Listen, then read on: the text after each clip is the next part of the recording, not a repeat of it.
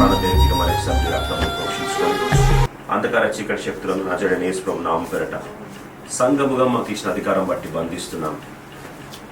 అవును తండ్రి, ఈ రీతిగా ఈ సాయంకాల సమయమును ఈ కుటుంబానికి ఆశీర్వాద సాధనంగాను, సంఘము క్షేమాభివృద్ధి పొందినట్లుగా, తరతరాలు ఆశీర్వదించబడినట్లుగా, తండ్రి నీ యొక్క మాట గణపరచబడినట్లుగా, తండ్రి దైవికమైన రీతిలో వాక్య సిద్ధాంతపరంగా దైవ చిత్తానుసారంగా నీ దృష్టికి యోగ్యమైనదిగా తండ్రి నామకరణము నీ చిత్తానుసారంగా చేయటకు సహాయపడమని ప్రార్థిస్తున్నాను.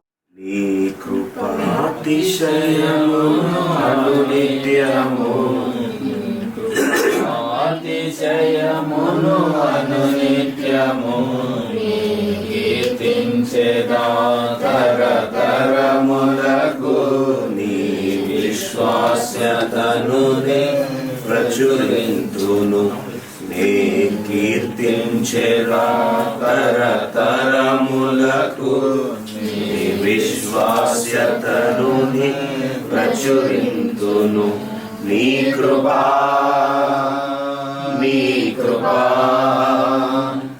ఆకాశము కంటే హెచ్చైనది. నీ కృపా ఆకాశము కంటే హెచ్చైనది. మౌనిగా ఎటులుండెదా సాక్షిగా ప్రచురించగా నా తుది శ్వాస వరకు నీ చెంత చేరే వరకు, నా తుది శ్వాస వరకు నీ చెంత చేరే వరకు ఇంకా బ్రతికి ఉన్నామంటే కేవలము నీ కృపా. ఇంకా సేవలో ఉన్నామంటే కేవలము నీ కృపా. ఏ మంచితనము లేకున్నను, ఏ మంచితనము లేకున్నను కొనసాగించినది నీ కృపా. నిలబెట్టుకున్నది నీ కృపా. నీ కృపా, నీ కృపా ఆకాశము కంటే హెచ్చైనది.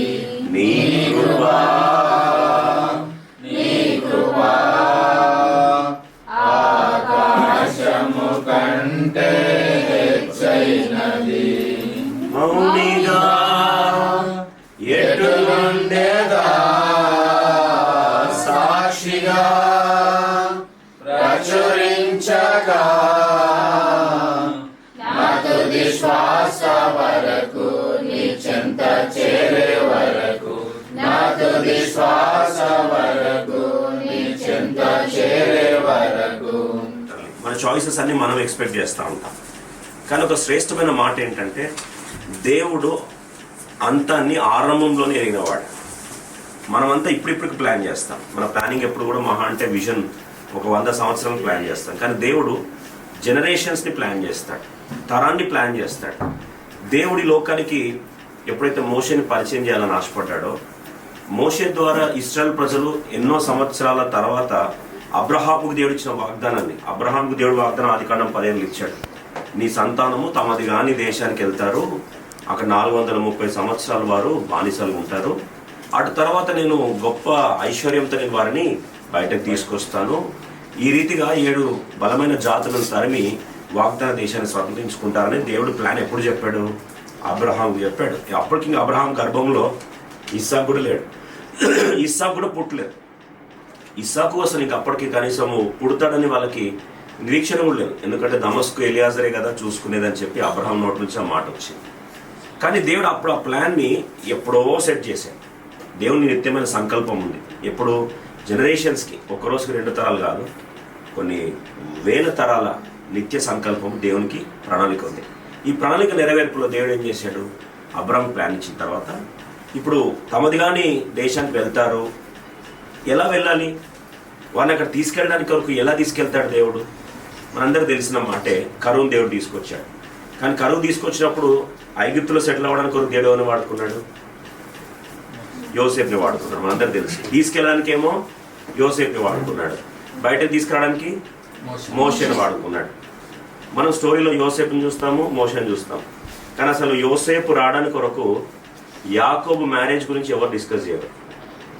యాకోబు ఎవరితో పెళ్లి జరిగింది? లేయాతో పెళ్లి జరిగింది. దేవుడు యోసేపుని తీసుకొని రావడం కొరకు రాహేల్ని దేవుడు వాడుకున్నాడు. అలాగే అసలు ఇస్సాకు పుట్టడానికి కొరకు దేవుడు ఎవరు వాడుకున్నాడు? రెబెకాను వాడుకున్నాడు.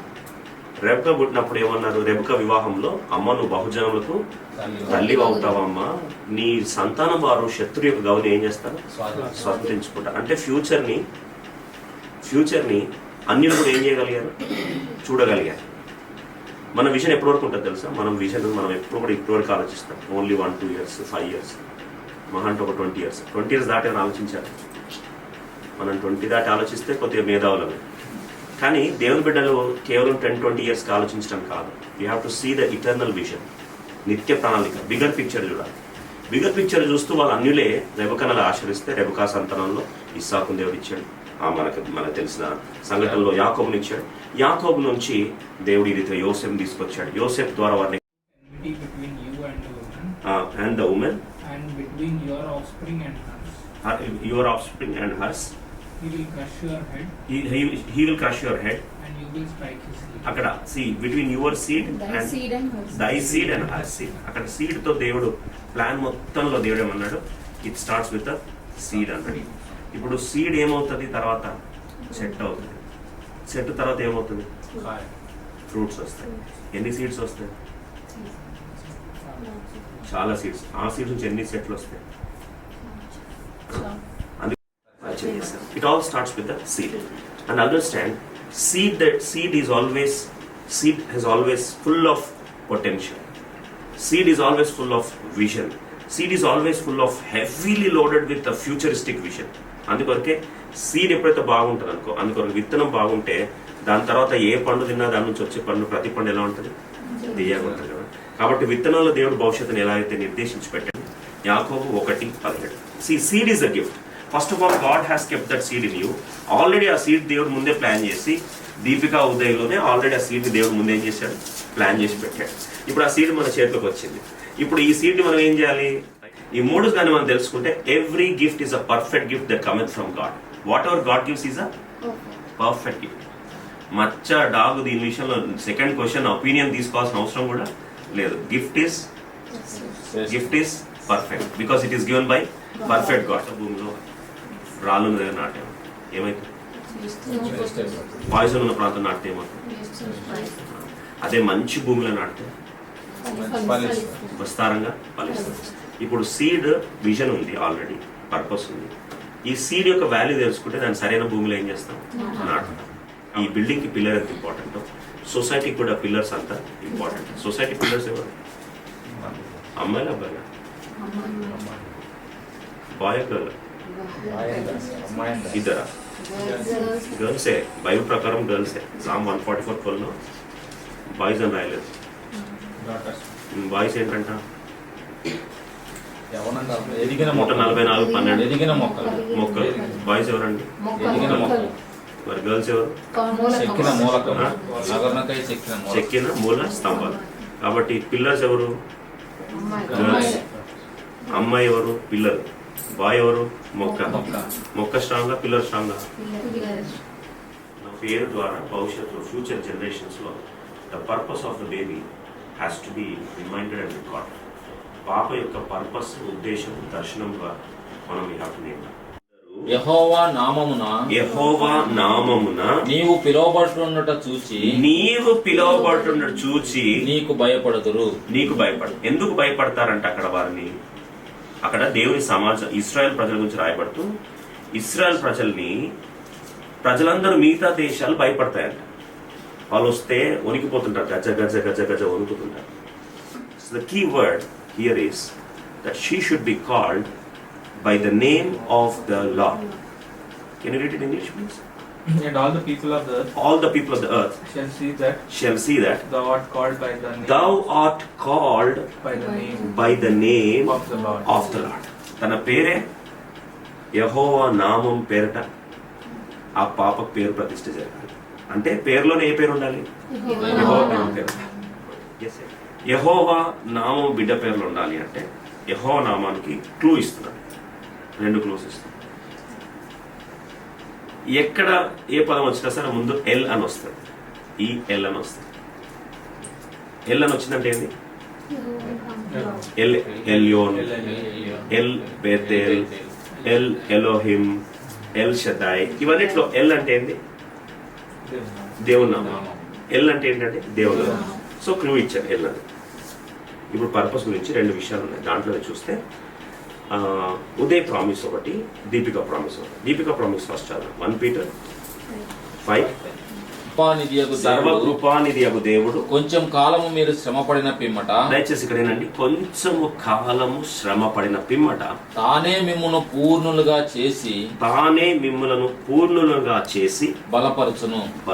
ఇక్కడ 2 మాటలు. ఒక ప్రాముఖ్యమైన మాట ఏంటంటే, కొంతకాలము అక్కడ కుటుంబం ఏమైందంట? శ్రమ పడింది. సర్వ కృపానిధి అగు దేవుడు తానే మీకు ఏం చేస్తాడంటే ఎండ్ రిజల్ట్ ఖచ్చితంగా చెప్పేశాడు. ఎండ్ రిజల్ట్ ఏంటంట?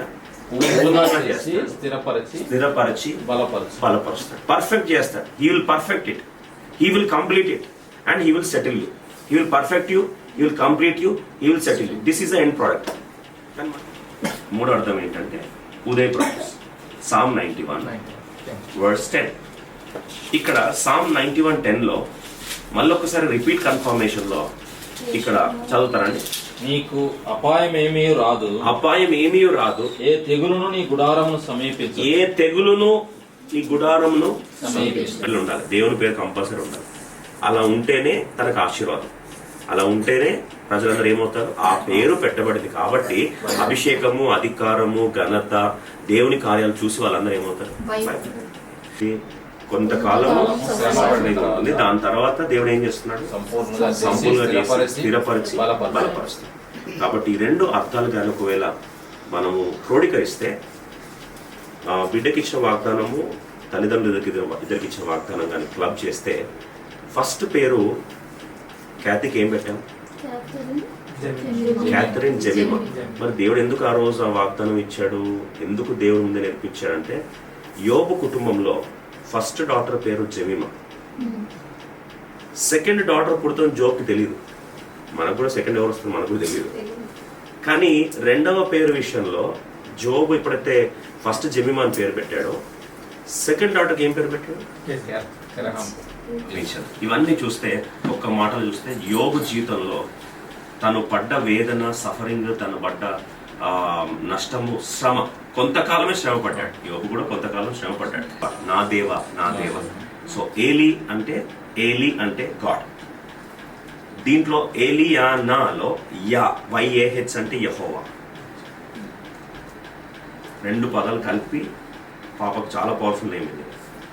ఏలి అంటే గాడ్, యా అంటే యెహోవా. యెహోవా అని వాళ్ళు మొత్తం పేరు రాయారు.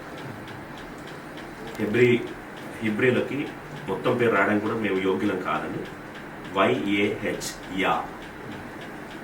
యావే అని అంటారు. యెహోవాని యావే నుంచి YAH.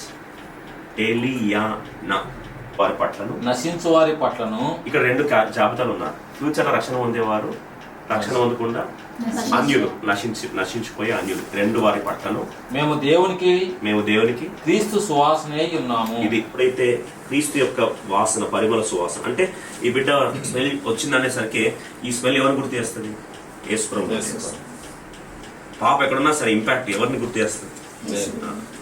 ఫస్ట్ మనం వచ్చినట్టు ఈ పర్ఫ్యూమ్ పేరేంటంటే, ఫస్ట్ పర్ఫ్యూమ్ పేరేంటని, నీ పర్ఫ్యూమ్ అప్రిషియేట్ చేసిన ఫస్ట్ ఎవరైనా సరే ఫస్ట్ నెక్స్ట్ క్వశ్చన్ ఏమడతారంటే, పేరేంటి? పర్ఫ్యూమ్ పేరేంటి? ఆ బ్రాండ్ ఏంటి అని. అలా ఇప్పుడు తను చూసిన ప్రతిసారి ఎవరు గుర్తు రావాలి? క్రీస్తు గురించిన సువాసన. అందుకొరకే my God hath answered me, my God hath answered me. That is called Eliana. మళ్ళీ ఇలియానా అనకండి, Eliana. Okay, Eliana means my God had answered me. నా దేవుడు మహోన్నతుడు, నా దేవుడు నాకేమి ఇచ్చాడు? జవాబు ఇచ్చాడు. హల్లెలూయా చూస్తుంది ఇప్పుడు. My God had answered. Keziah అంటే స్వీట్ ఫ్రేగ్రెన్స్, పరిమళ సువాసన. Pain became perfume, pain became perfume. అలాగే షేమ్ బికేమ్ ఫేమ్. ఈ రీతిగా ఈ రెండు ట్రాన్స్ఫర్మేషన్ గుర్తుపెట్టుకోవడానికి గుర్తు ఏంటంటే కెసియా ఎలియా, కెసియా ఎలియా. హండ్రెడ్స్ రెస్పాండ్ అవుతాం. కెసియా ఎలియా, కెసియా ఎలియా.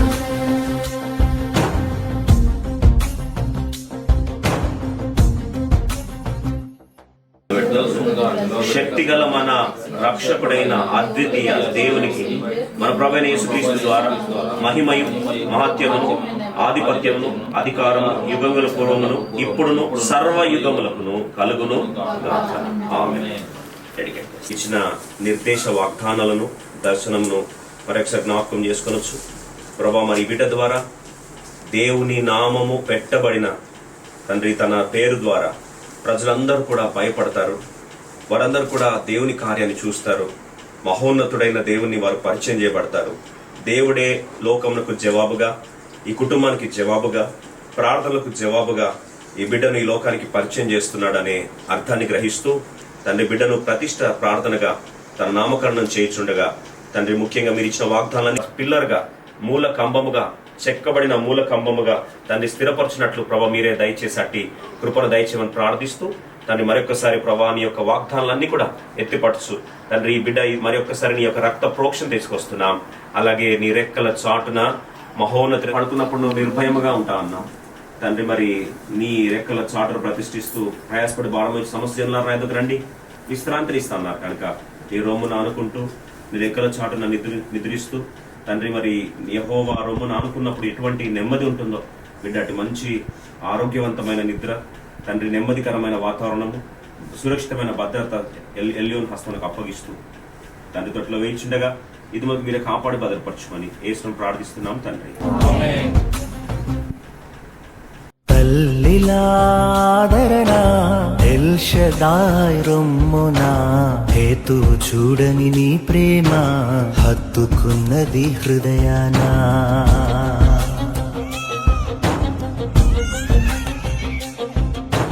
తల్లిలాదరణ ఎల్ షదాయ్ రొమ్మునా హేతువు చూడని నీ ప్రేమ హత్తుకున్నది హృదయానా.